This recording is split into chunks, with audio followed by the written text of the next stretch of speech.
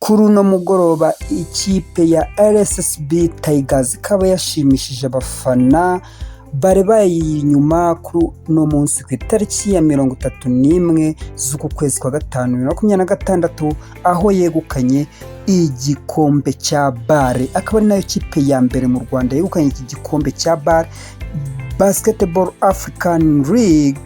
RSSB Tigers ikaba iserukiye andi makipe yose yo mu Rwanda atabashe gutwara kino gikombe cya Basketball African League.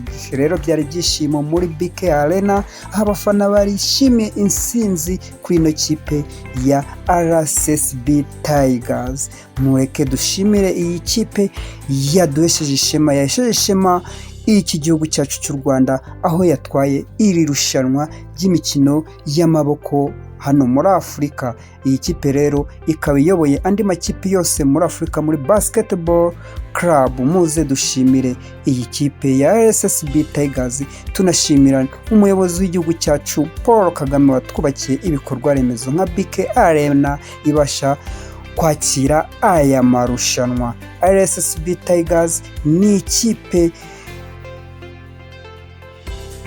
yo mu Rwanda ariko ikaba yabashije kwegukana iki gikombe aho yaserukiye u Rwanda nyuma yaho APR yari yahagaritswe gukina aya marushanwa ya BAL iza gusimbuzwa RSSB Tigers baza kuyiha gukina ino mikino, ariko abantu benshi batabyumva. Ariko mu majonjora aho iyi kipe ya RSSB Tigers yaje gutungurana iza kwegukana umwanya wa mbere aho yari iyoboye andi makipe, hanyuma ihita yoherezwa gukina aya marushanwa ya BAL, none ikaba yegukanye iyi mikino ya BAL uyu mwaka wa 2026 ku itariki ya 31 z'uku kwezi kwa gatanu.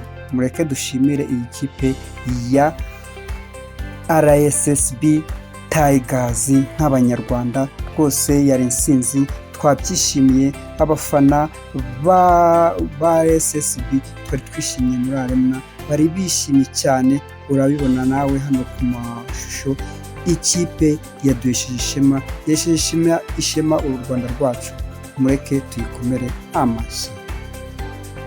Mukomeze subscribe kandi mukomeze mudukurikire kuri YouTube channel yacu twitwa Veda Morning TV, kandi mukomeze mudukurikire no kuri TikTok ndetse n'ahandi hose, no kuri FB hose ku mbuga nkoranyambaga zose, kandi mukomeze mudukurikire kandi mukore subscribe.